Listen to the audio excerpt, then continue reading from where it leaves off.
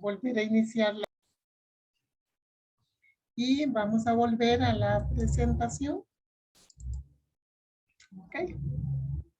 Entonces, normalmente no voy a ver con tanto detalle los problemas, pero quiero que ustedes vean que cuando se sienten a estudiar, tienen que verlos con detalle. O sea, lo que Sengel no hace, no explica, ustedes tienen que lograr llegar a esos valores, a esos resultados, y si no lo logran, entonces hacen la consulta, me hacen la consulta ya sea por Telegram o por correo electrónico, ¿verdad? Para aclararles, pero tienen que tener bien claro los problemas que están resueltos en el libro, porque no es aceptable, eh, no es aceptable eh, que en el examen, por ejemplo, venga un problema idéntico al del libro y que ustedes no puedan resolverlo. Digamos, si hubiera venido este problema, es idéntico al del libro, tal vez con otros datos, y ustedes no lo pueden resolver porque toda esta parte no la hacen y no logran llegar al resultado final, ¿verdad? Entonces, siempre tienen que estudiar con mucho detalle los problemas hechos en el libro, porque los del libro son problemas típicos, ¿ok? Entonces, antes de seguir con los sistemas abiertos, vamos a hacer un ejemplo más. Déjenme buscar en el libro un ejemplo más y ver un par de casos más de sistemas cerrados.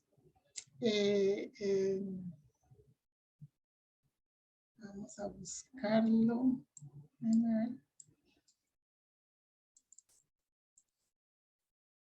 Ok. Déjenme buscar en la presentación de la parte 2, que creo.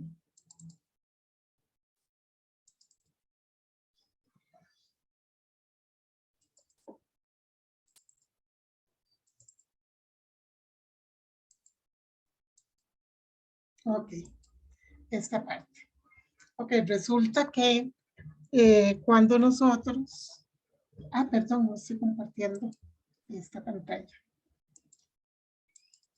Cuando nosotros trabajamos con sustancias químicas puras, en este curso hablamos usualmente de sustancias puras. Entonces, no siempre vamos a tener tablas de propiedades. O sea, vean que solo tenemos para agua y para 134A. Y en algunos otros libros de termodinámica puede ser que encontremos tablas de propiedades de otras sustancias, pueden ser otros refrigerantes. En algunos, por ejemplo, pueden haber de gas metano, de gas propano, que son gases comunes, ¿verdad? Pero normalmente no tenemos tablas. Entonces, ¿qué pasa cuando no tenemos tablas? Eso pasa mucho con gases no condensables o gases ideales.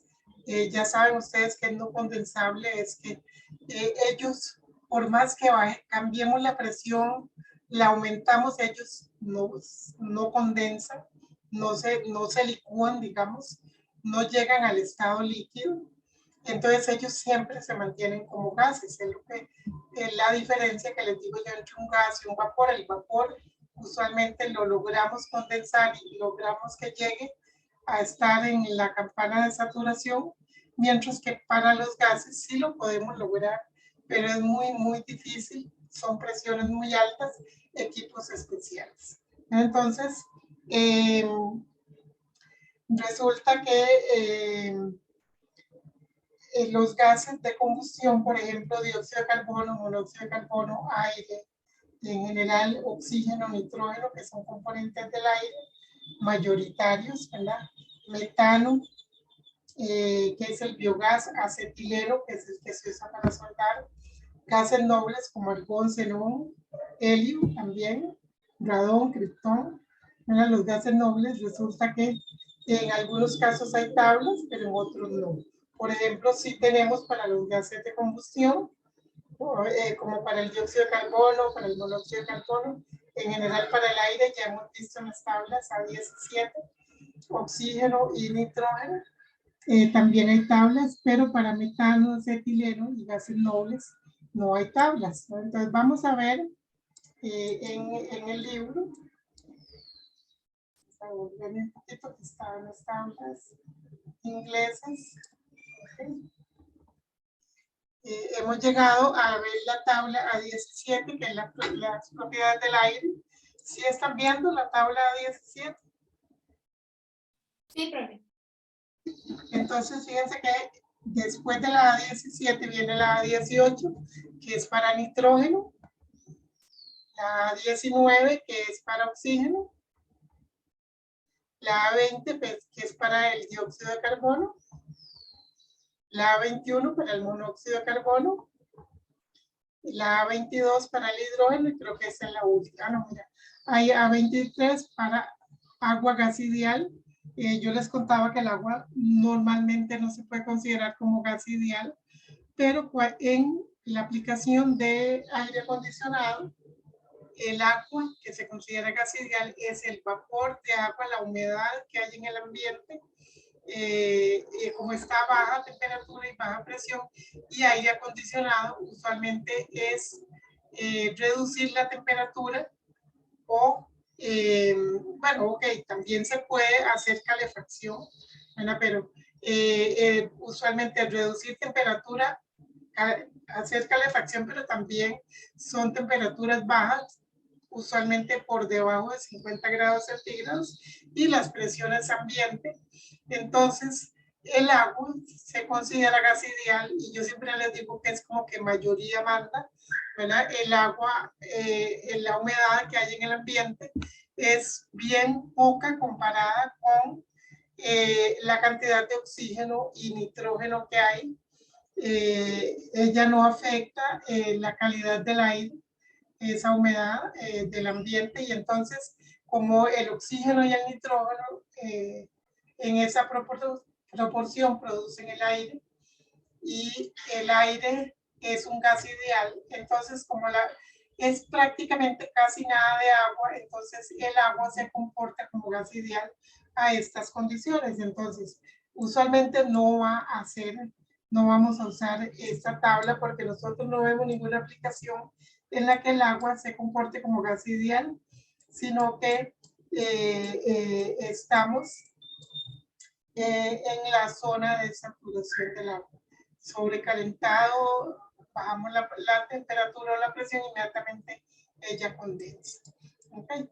Y fíjense que en estas tablas las unidades están por kilomol, ¿verdad? Están en kilojoule por kilomol. Y entonces vamos a tener que usar el peso molecular. El peso molecular tiene unidades de kilos por kilomol. Entonces tendríamos que dividir entre el peso molecular de la sustancia, pero no hay problema porque el peso molecular también está tabulado en la tabla A1, ¿verdad? Entonces vamos a ver la tabla A1. Ahí tienen los pesos moleculares en kilogramos por kilomol. Entonces, si dividimos los valores que están en las tablas entre el peso molecular, que está aquí tabulado, no hay que buscar cuál es irnos a buscar la tabla periódica y todo eso, sino que aquí están los que más usamos, y más de los que más usamos también, ¿verdad? Entonces ahí aparece el peso molecular, dividimos entre el peso molecular y entonces ya nos va a quedar en kilojoule por kilogramo. Vamos a irnos. Ok, entonces hay un montón de gases en los cuales, vamos a volver acá. Esto, ¿no? Un montón de gases en los cuales no hay tablas. Y entonces vamos a tener que calcular las propiedades. Nosotros, cuando tenemos la entalpía, sabemos que la entalpía es una combinación de la energía interna y la energía de flujo. Y la energía de flujo es una combinación de la presión y el volumen específico. Entonces, en realidad, la entalpía combina esas tres variables. Entonces, U es la energía interna, P es la presión y U es el volumen específico. Ese era el trabajo de flujo, ya lo hemos hablado bastante. Pero la entalpía propiamente depende de dos variables. Una es la temperatura y otra es la presión, básicamente. Entonces, cuando tenemos dos variables, una función de X y Y, y queremos sacar la derivada total para ver cambios, entonces resulta que tenemos que primero derivar respecto a una variable manteniendo la otra constante, ¿verdad? Manteniendo la otra constante y multiplicar por un diferencial de esa variable que estamos derivando y luego sumar manteniendo, aquí se mantuvo presión constante, aquí se mantiene temperatura constante y multiplicar por el diferencial y de esa manera encontramos la derivada total. Es un poquito de cálculo, de una aplicación de cálculo cuando encontramos derivadas totales de funciones que están en función, por ejemplo, de X y Y. Entonces, primero mantenemos la X constante, derivamos respecto a Y, luego mantenemos la Y constante y derivamos respecto a X y sumamos, eso es el equivalente de eso.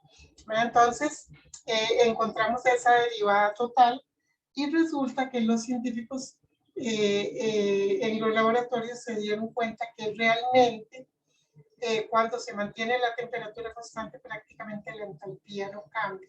Entonces este término se hace cero y nos queda que la entalpía es solo función de la temperatura. Prácticamente la presión no la afecta, entonces este cambio de la entalpía con la temperatura a presión constante es lo que se llama la capacidad calorífica a presión constante. Entonces, SCP es lo que nosotros en química general nos hablaban nada más de un Q, no nos decían que era la primera ley que habían aplicado y que ese Q era igual al delta H, por decirle algo. Entonces nada más nos decían un cambio de entalpía o un Q, nos decían entonces Q es MC por delta T, esa C es la capacidad calorífica. Básicamente la capacidad calorífica es la cantidad de calor que requiere una sustancia para elevarle a 1 gramo de la sustancia la temperatura en 1 grado centígrado y es característica para cada sustancia. Ahora, en la química general nos hablaban de la capacidad calorífica como una C constante y en realidad era porque en general, en la química general, nosotros más que todo trabajamos con soluciones que son líquidos con sólidos disueltos. Y entonces, básicamente los líquidos y los sólidos tienen la capacidad calorífica constante en los rangos de temperatura en que uno trabaja en los laboratorios con los equipos corrientes, ¿verdad? Obviamente, si uno usa equipos más sofisticados va a poder aumentar temperaturas, aumentar presiones, pero con los equipos que usamos nosotros, básicamente nos mantenemos a bajas temperaturas y entonces la capacidad calorífica se considera constante. Pero resulta que la capacidad calorífica no es constante, ella es función de la temperatura. Entonces, si nosotros encontramos esa capacidad calorífica a presión constante en función de la temperatura, la metemos, podemos hacer una integral y encontrar los cambios de entalpía cuando no tenemos tablas. Entonces, por eso es que hubo un problema que yo les dije, no lo hagamos con capacidades constantes, sino que usemos las variables, ¿verdad? Resulta que esta integral es lo que está tabulado en las tablas. Entonces, nosotros nos economizamos el trabajo de buscar cómo varía la capacidad calorífica con la temperatura y hacer esas integrales, hacer todo ese cálculo. Las tablas lo que nos dan son esos valores de las integrales y siempre están referidas a un cambio, nunca es algo absoluto, ese valor que vemos en las tablas. Lo que pasa es que el H1 en las tablas está referido a una temperatura de referencia y entonces cuando tenemos dos temperaturas y queremos hacer, buscar el cambio de entalpía, entonces digamos que la otra fuera una temperatura 3, esa temperatura 3 sería H3 menos H1. Y cuando hacemos la diferencia, los H1 se cancelan, que serían la referencia. Entonces, por eso casi nunca se habla de esas temperaturas, se mencionan, pero no se toman en cuenta la gran mayoría de las veces. Entonces, esta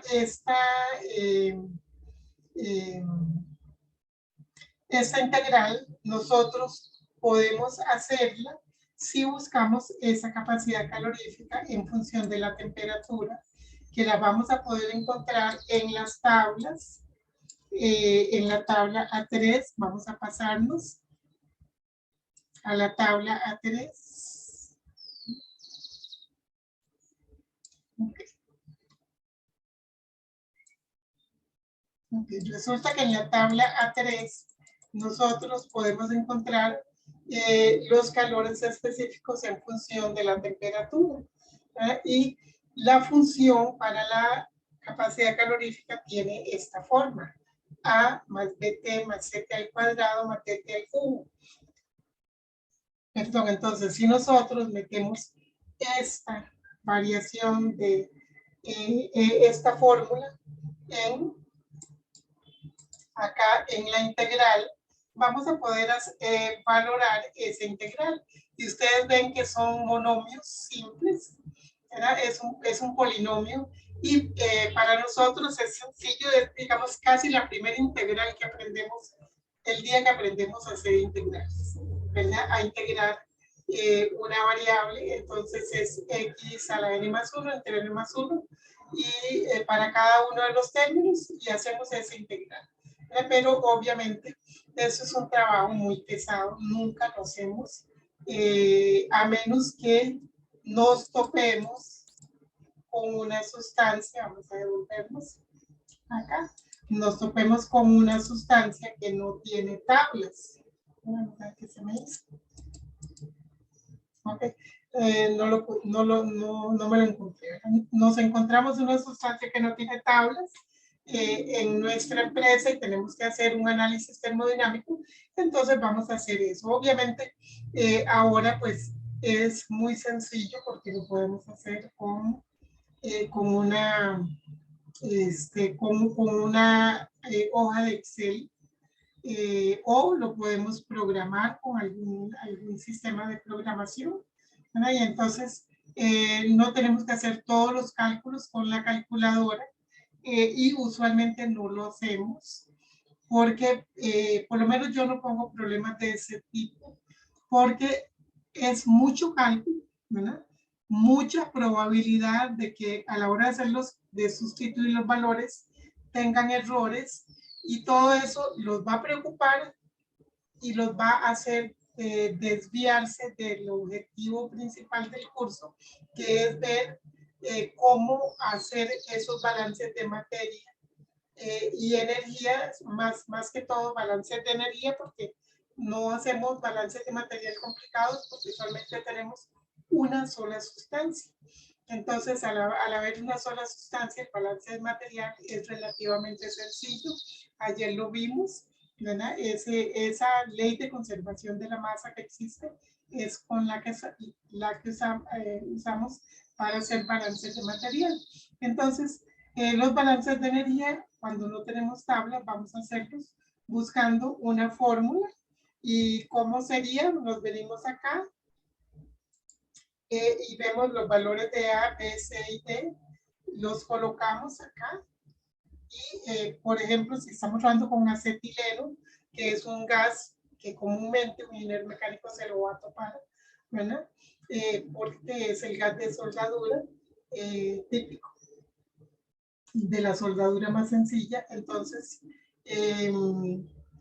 tenemos el valor de A, el valor de B, ven que va por 10 a la menos 12, el valor de C que va por 10 a la menos 5 y el valor de D que va por 10 a la menos 9. Y obviamente las temperaturas, pues con A no es un valor constante, es básicamente el valor que nos daban en química general, asumiendo que todo esto es un valor muy pequeño y ustedes ven que son 10 a la menos 2, a la menos 5, a la menos 9, si esas temperaturas son bajas, y entonces los valores, esto va a ser muy pequeño y eso es lo que se hace al despreciar ese cambio. Cuando estamos con gases, usualmente no podemos despreciar ese cambio. Con los gases es otra cosa. Con líquidos y sólidos, sí tenemos también valores de capacidad para capacidad calorífica variable, pero muchas veces los manejamos sobre todo a nivel de laboratorio o planta piloto, digamos que son temperaturas bajas y podemos considerar que es constante y despreciar todos estos términos, pero con los gases. Entonces, si ustedes ven todo, en el caso de B, todo está multiplicado por 10 a la menos 2. En el caso de C, todo por 10 a la menos 5. En el caso de D, todo por 10 a la menos 9.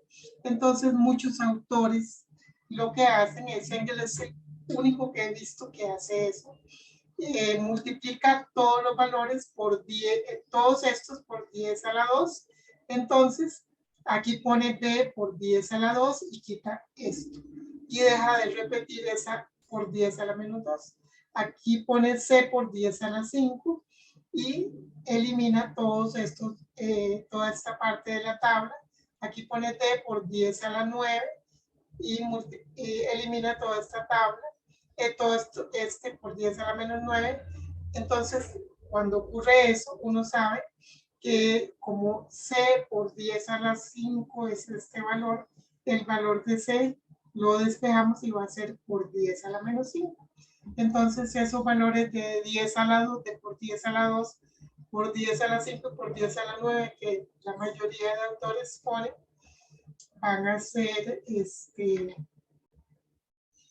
ser valores que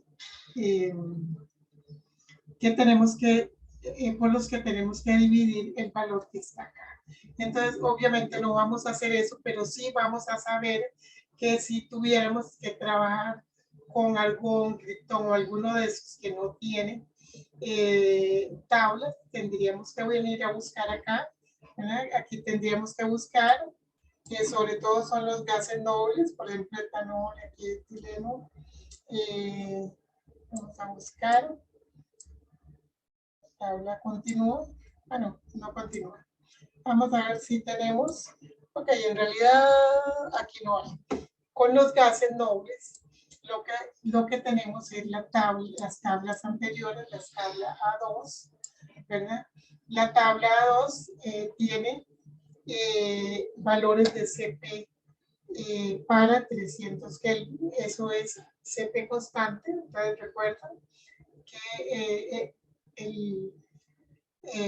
usamos sobre todo eso cuando estamos con sustancias que no tienen tablas. Para el aire usualmente no lo vamos a hacer, aunque en algún momento lo vamos a usar, pero vamos a usar aquí sí. Vienen para argón, para helio, para neón. No sé si por aquí hay otro, básicamente neón, helio y argón son los más usados. Bueno, entonces, una característica que tienen los gases nobles es que su capacidad calorífica es constante. Ella no cambia con la temperatura. Entonces, si tenemos un valor a 300 Kelvin, ese sería el mismo a 1000 Kelvin o a 2000 Kelvin o a la temperatura que pongamos. Entonces, los gases nobles tienen capacidad constante. Entonces, con solo un valor ya tenemos el valor, ahorita lo vamos a ver, por ahí tenemos un gráfico. Era porque usualmente la capacidad calorífica va a variar con la temperatura. Entonces, las tablas B, entonces ven, tienen valores a diversas temperaturas. Entonces, aquí tenemos tabulado para el aire. Cuando usamos capacidades caloríficas constantes, vamos a buscar la temperatura promedio y a esa temperatura promedio vamos a valorar CP y CB y vamos a calcular CP/T.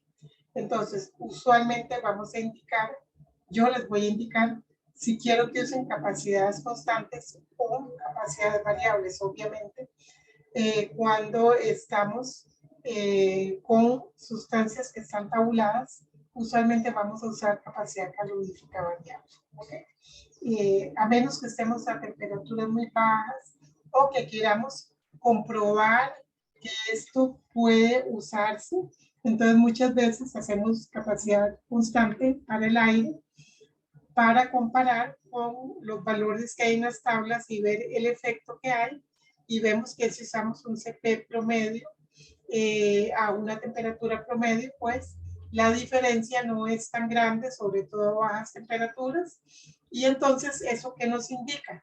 Que si estamos con otros gases que no tenemos tablas, tenemos confianza de poder usar estos valores de CP que podemos usar cuando la capacidad calorífica la podemos considerar constante. Hay un valor de K que es la relación entre CP y CB. Si ustedes dividen este valor 1003 entre 0.716, se van a dar cuenta que les da 1.401. Y todos estos valores, esta K es la relación entre CP y CB.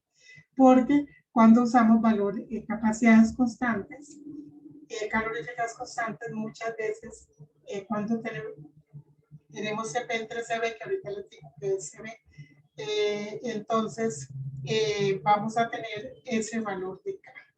Ok, entonces vamos a continuar acá con la parte que es la parte de la energía interna. Cuando tenemos que calcular energía interna sin tablas, entonces resulta que por un proceso similar al que acabamos de ver, la energía interna es función de la temperatura y del volumen. El volumen la puede afectar a ella. Entonces, la derivada total es manteniendo el volumen constante, derivar respecto a la temperatura y luego sumarle, manteniendo temperatura constante, derivar respecto al volumen. Y los científicos también encuentran que esa variación cuando mantenemos la temperatura constante es prácticamente cero. Este término lo podemos despreciar y nos queda la energía interna prácticamente en función de la temperatura, pero esto es una capacidad calorífica a volumen constante. Obviamente esto solo es válido para lo que son gases. El CB no existe en los sólidos y en los líquidos, solo en los gases. Y entonces, obviamente, porque ellos no tienen variaciones de volumen sustanciales. Podemos aumentar mucho la presión, el líquido no disminuye su volumen sustancialmente. El sólido puede que se deforme, eso lo van a estudiar en mecánica del sólido. Y la parte de fluidos, esa parte de líquido, más que todo se ve en mecánica de fluidos. Entonces, esto básicamente existe para los gases. Entonces, esa capacidad calorífica a volumen constante es la que podemos usar para calcular una energía interna, un cambio en energía interna, ¿verdad? Y entonces ese cambio de energía interna igual hacemos una integral, encontramos la CB también en función de la temperatura, y una vez que la tenemos podemos hacer la integral y encontrar cambios de energía interna cuando no tengamos tablas. O sea, no vamos a complicarnos haciendo esto porque son mucho cálculo y todo.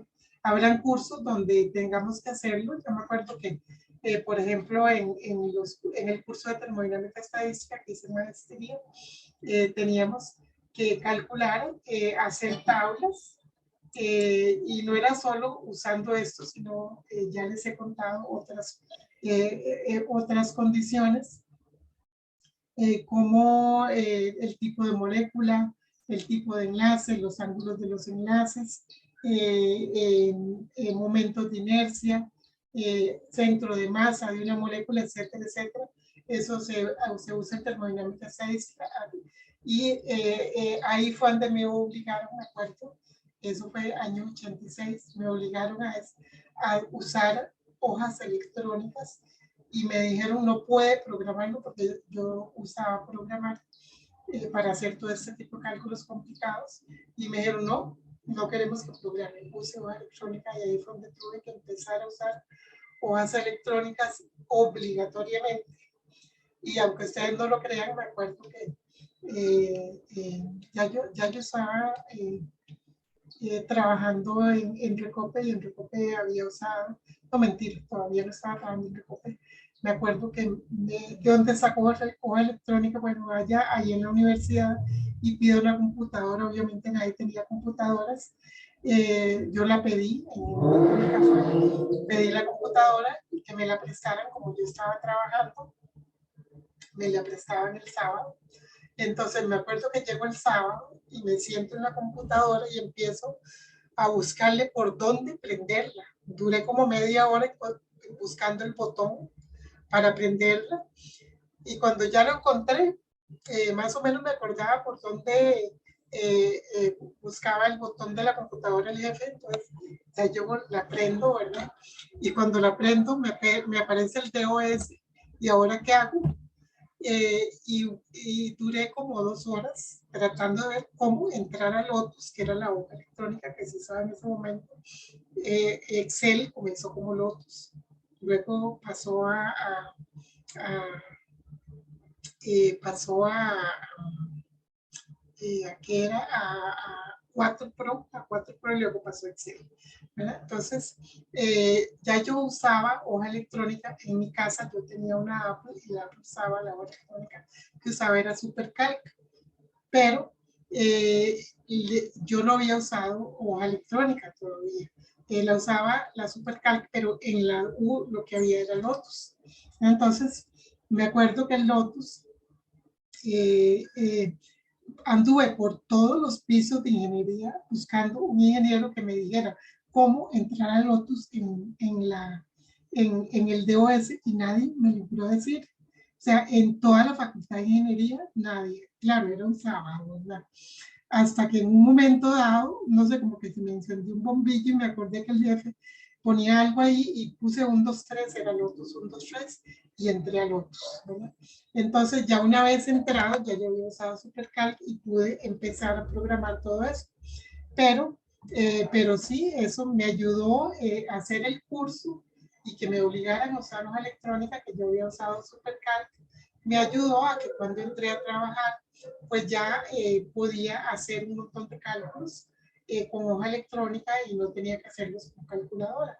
Y entonces, bueno, es importante que ustedes aprendan a usar el Excel, aprendan a programar con el Excel, no es solo para hacer sumitas y multiplicaciones y divisiones, hay que programar ciertas cosas.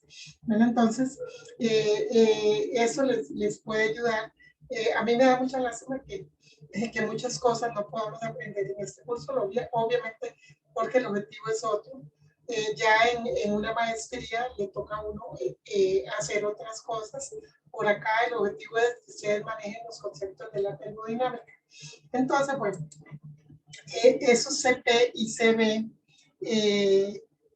hay que calcularlos. En el caso de sólidos y líquidos ya les dije que como ya son incompresibles, entonces no existe el CB, el CP y el CB no se diferencian y solo se habla de una capacidad calorífica que se usa como a una temperatura promedio del proceso o usar esa relación del CP con respecto a la temperatura. Pero cuando estamos con gases, los gases sí tienen, al verse afectados tanto por la presión como por el volumen, ellos sí tienen CP y CB. Y entonces, bueno, ya ustedes vieron que en las tablas hay valores de CP y CB a diferentes temperaturas para gases. Y podemos usarlos para calcularlos a valores promedio. Si volvemos a estas tablas, vemos que aquí tenemos aire, CO2, monóxido de carbono, hidrógeno, nitrógeno y oxígeno. Y pues usualmente no vamos a usarlas porque hay tablas para ellos. Ya vimos, están la 18, 19, 20, 21, 22. ¿Verdad? Son tablas para ellos. Entonces, usualmente no vamos a usar capacidades a temperaturas promedio, sobre todo si nuestras variaciones son muy grandes, porque nos van a dar valores no muy exactos para cambios de entalpía o cambios de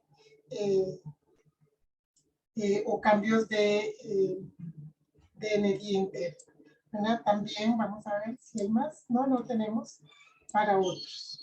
¿Verdad? Entonces, también, si ustedes se fijan aquí, yo no sé si hay algo yo creo que todos son de mecánica en este curso, pero si hay alguien de biosistemas, vean que hay tablas para capacidad calorífica para alimentos.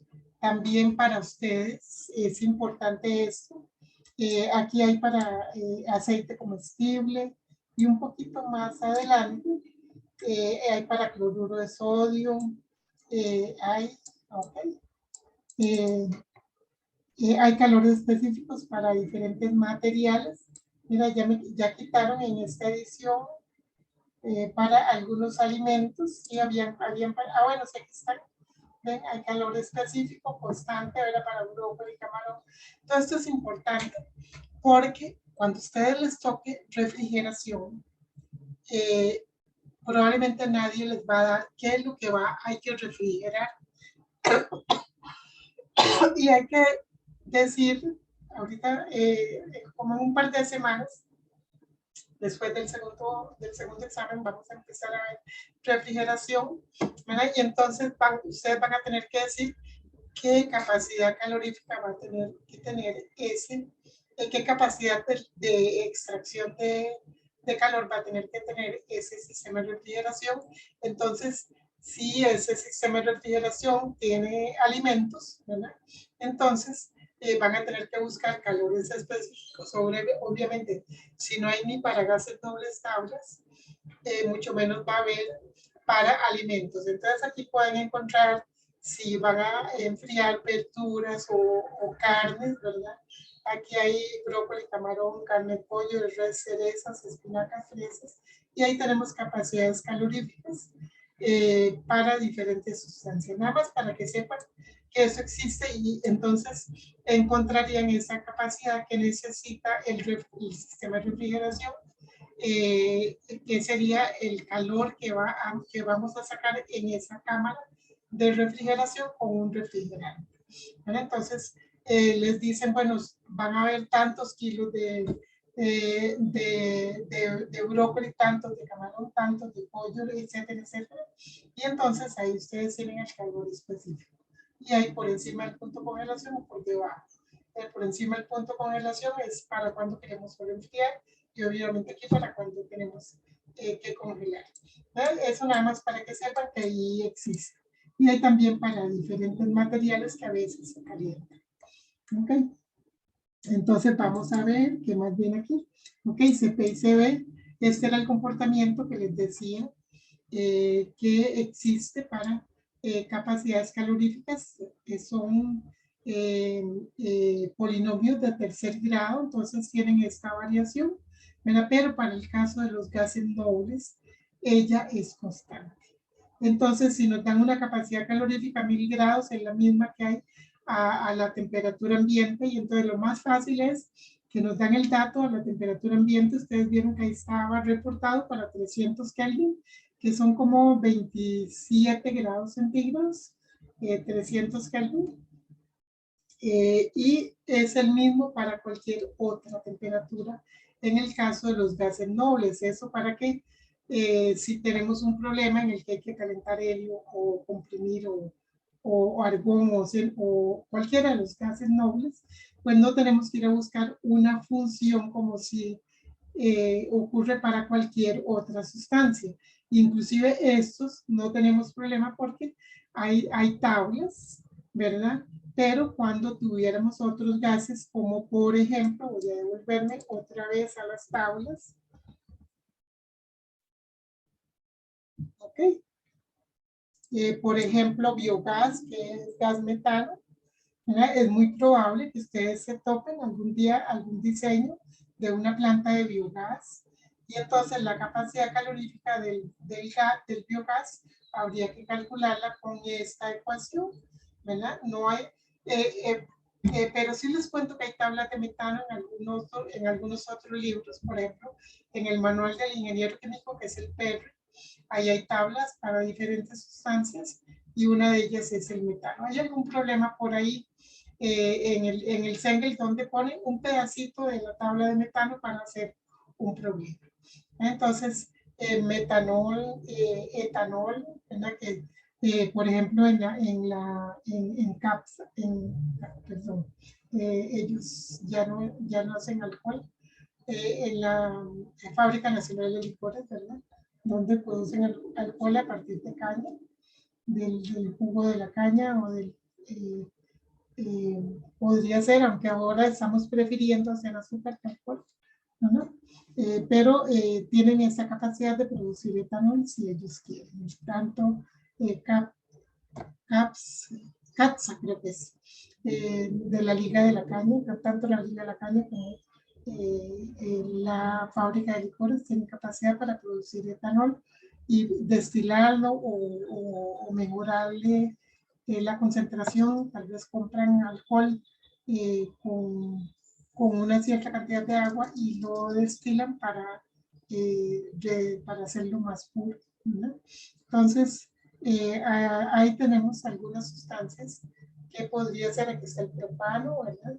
Debe estar el butano por ahí, ¿no? Propano y butano son una mezcla, 60% propano, 40% butano es lo que se vende como gas licuado de petróleo. LPG lo que usamos en las cocinas. Entonces, para que sepan que existe esto. Y luego, en el capítulo 6, 7, vamos a volver sobre esto. Esto de capacidades caloríficas constantes o variables. Entonces, volvemos a la presentación. ¿Ok? Entonces, recuerden, capacidad constante para gases nobles, ¿verdad? Es la relación entre CP y CB es, si restamos la capacidad calorífica presión constante menos la capacidad calorífica volumen constante, nos va a dar la constante universal de los gases. Entonces, por eso es que en las tablas no encontramos fórmulas para CB, porque si tenemos la de CP, nada más, si pasamos CB hacia acá y la R para acá, a la CP le restamos la constante universal de los gases y ya tenemos, entonces, ¿qué es lo que va a variar? El valor de A, que es el valor constante, nos va a variar en esa cantidad constante que es la constante universal de los gases. Entonces, si tenemos CP, podemos tener CB nada más restando la constante universal de los gases. Y es acá que les decía que es la relación CP entre CB. Entonces, si estamos comprimiendo un gas ideal, en este caso es una compresión isotérmica. Entonces, tenemos un dispositivo de cilindro EMBO, en el ejemplo.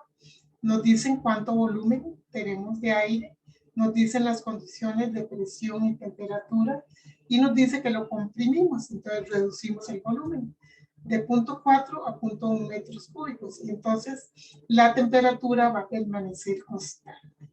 Entonces hay que determinar el trabajo hecho durante ese proceso. ¿Ok? Fíjense que como obligamos a que el proceso tenga temperatura constante, ya no, el sistema no está libre de estabilizarse de forma natural. Entonces, aunque es un cilindro EMBO, probablemente aquí no tenemos una presión constante. ¿Ok? Entonces dice, se comprime isotérmicamente el aire dentro del dispositivo de cilindro émbolo y se determina el trabajo de frontera realizado. Y entonces hay un bosquejo, hay el diagrama, en este caso presión-volumen, porque lo que nos piden es determinar el trabajo. Vamos a asumir que la compresión es en cuasi equilibrio, eso quiere decir que no lo hacemos de un solo, sino que vamos poquito a poco, ¿verdad? ¿Eso qué quiere decir? Que en una dirección o en otra, la curva presión-volumen es la misma. Ese es un proceso en cuasi equilibrio, no lo hacemos de un solo, sino que poco a poco, ¿verdad? El aire es un gas ideal porque está a una alta temperatura y una baja presión. En realidad, normalmente, en cualquier condición, el aire va a ser un gas ideal. Tendría que ser condiciones muy externas con equipos muy especializados, que no es lo normal. ¿Verdad? Lo normal es que el aire siempre es gas ideal. Entonces, aquí tenemos el croquis. Tenemos las condiciones iniciales, ¿ven? Siempre indicamos la sustancia, indicamos no solo el valor, sino qué es la propiedad. En eso les estoy dejando un detallito cuando no lo ponen, ¿verdad? La presión en el estado 1 y la temperatura, que en este caso es constante, ¿verdad? Entonces, Sengel no hace el estado 2, pero hacemos el croquis en el estado 2 y en el estado 2 vamos a tener menos volumen y la misma temperatura. Entonces, fíjense que hay un detalle. Como tenemos volumen, presión y temperatura, y eso es la ecuación, con la ecuación del gas ideal, vamos a poder calcular la masa, ¿verdad? La masa que hay inicialmente, como el sistema es cerrado, esa masa se va a mantener constante, y al comprimirla y darnos la otra condición, entonces podemos conocer el volumen específico si lo ocupáramos, ¿verdad? En ambos casos. Sin embargo, fíjense que lo que más vamos a tener que buscar es la variación de la presión. ¿Ok? Entonces, al graficar presión versus volumen, empezamos con una presión baja, y al comprimir aumentamos la presión, ¿verdad? Y vamos a tener un cambio de volumen que no es lineal. Entonces, usamos la ecuación del gas ideal. Entonces, como la masa es constante, fíjense que aquí Sengel separa el volumen específico en volumen entre masa, y la masa la pasa a multiplicar acá porque es una constante. En este caso, como la R es una constante, la temperatura también y la masa también, entonces solo pone una C para, digamos, no arrastrar tanta variable a la hacer el cálculo. Entonces, la presión queda como una constante entre el volumen, que al sustituirla en la ecuación, en la definición de trabajo, en la integral de P de B, entonces este de B entre B es un logaritmo, ¿verdad? Que al valorarlo entre el estado 1 y el estado 2 va a ser una relación de volúmenes. Entonces, esa constante es P por B, ¿verdad? Es P por B. Lo que hacen es que despejan acá, ¿verdad? P por B. Ajá. Entonces, en el estado 1 es P1, V1, en el estado 2 sería P2, V2, etcétera, etcétera. Entonces, con esa constante, como tenemos los datos de presión inicial y volumen inicial, pues la vamos a calcular con la presión inicial porque no tenemos la presión 2. Entonces, igual si hubiéramos tenido la presión 2, la hubiéramos podido calcular. ¿Verdad? También la podemos calcular, solo que no nos la piden. Entonces, tenemos eso, sustituimos los valores porque no están todos los valores. Fíjense que igual aquí tampoco. Sengel hace la cancelación de unidades, ¿verdad? Tenemos presión por volumen es kilopascal metro cúbico, y el factor de conversión es que un kilojoule es lo mismo que un kilopascal metro cúbico. Los kilopascales se cancelan, ¿verdad? Y el resultado va a estar en kilojoules. Aquí los dos tienen unidades, las mismas unidades, y se cancelan, entonces esto es un número adimensional, y El trabajo negativo quiere decir que se hace sobre el sistema, es una entrada de trabajo. El trabajo tiene signos contrarios cuando lo calculamos de esta forma. El trabajo que se hace sobre el sistema quiere decir que tuvimos que pagar energía para hacer que ese émbolo bajara, ¿verdad? Cuando el émbolo sube, es un trabajo de salida. La energía la tenemos y la podemos vender y nos da ingresos. Por eso es que en el trabajo de salida se considera positivo y el trabajo de entrada se considera negativo. Porque el trabajo de salida es un trabajo que genera el sistema que nos da ingresos. El trabajo de entrada es un trabajo que tenemos que hacer nosotros, energía que tenemos que pagar y nos cuesta. Por eso, cuando calculamos el trabajo nos da un valor negativo. Si lo pusiéramos como Sengel lo hace, diríamos que ese trabajo es de entrada y que es 55.5. De la forma en que Sengel lo pone, en que Sengel usa la primera ley, todos los valores siempre son positivos. Entonces, calculamos el trabajo y cuando vemos que es de entrada, a la hora de ponerlo en primera ley, lo tendríamos que poner positivo, ¿verdad? En primera ley, como lo usa Sengel. ¿Ok? Este es un caso de compresión. Entonces, vamos a ver qué más hay acá. ¿Ok? Si tenemos un gas ideal, el ejemplo 4.7, ¿verdad? Tenemos, perdón, me pasé el descanso, que fue que no me sonó el descanso o que yo no pagué.